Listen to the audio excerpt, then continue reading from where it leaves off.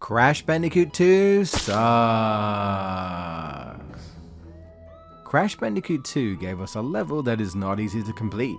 That stage is Cold Hard Crash. And I know what you're thinking. Skill issue. Get good. But here's the thing. This level is the only level you can't fully complete in one go without some clipping anyway. Why I gotta collect so many boxes? On top of that death route, which you can't lose a life till you get to it, otherwise the death route doesn't even appear. Then you split boxes apart on separate pathways. So if you go to the end of the death route to, get the gem there, you lose a bunch of boxes. You have to lose a life, go through the whole stage again, or backtrack through the death route. This death route just throws nitro after nitro while dealing with ice physics. That's fun, with crushing obstacles to avoid. If you lose a life, you're back to the beginning of the death route. Man, this is cool, but the controls are not good. The jetpack levels have you press buttons to go up and down, forward and backwards, but the controls feel clunky and slow, making avoiding harmful things in the level much more difficult than say a regular stage. Sometimes I just get stuck, and the hitboxes is questionable at times. You're telling me I gotta backtrack in a Crash Bandicoot game? The game is designed so that the camera is behind Crash, but it doesn't follow you, so if you turn around, it just stays in the same direction, meaning you have to basically run backwards throughout the level.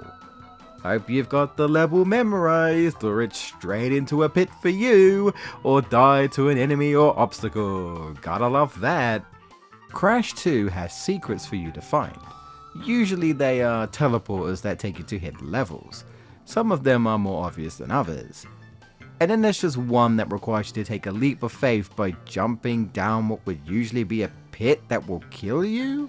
I mean, how is anyone supposed to know that this specific pit here, that the bear went down, has a unique part of the level hidden there? I don't know, Crash 2, that's kinda sus. Listen, I ain't touching those nitros, you're crazy. What the fuck? Crash Bandicoot 2 promotes animal abuse and I'm not okay with that. The bosses in the game aren't anything to write home about. Ripperoo just bounces around, setting TNT and nitro, and you wait to pop him on the head. The Komodo Bros attacks are easy to avoid, Tiny just follows you and you lure him to his doom. Pretty simple. Now Engine is kinda decent, I'll give you that, but the final boss encounter with Cortex is just you chasing him down using the not so great jetpack while avoiding obstacles. You hit him 3 times and you're done. That's it? I didn't know it was so easy. But it is annoying because if you are too slow, he just wins? Yeah, okay, that seems fair. Having to traverse through a stage completely in the dark, apart from a small light that goes away, good luck finding boxes or avoiding them bottomless pits or obstacles. One of them requires you to also backtrack? Oh no, what do you mean there's a polar bear level in the dark too? No, I'm shaking my head, Crash 2.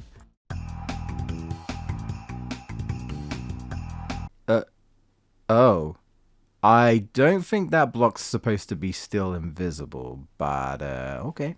If you want to complete Piston Away fully, you are required to not lose a life, get to the end to get the boxes, then backtrack to the death route to get the remaining boxes. Meanwhile, you have these electric projectiles that shrink you and are hard to avoid. And I want to point out that this stage isn't exactly easy. It's almost like you're, I don't know, not supposed to go back in a Crash Bandicoot stage. I gotta play this 100% to get the true ending? What's that all about? The ending is canon, by the way, as it continues in the Crash Bandicoot Warped, so I guess that's that then. I could just not and leave the space station where it is. You know, Crash 2, you're lucky I like this game. So much so that you can hear me praise this game in the video on screen.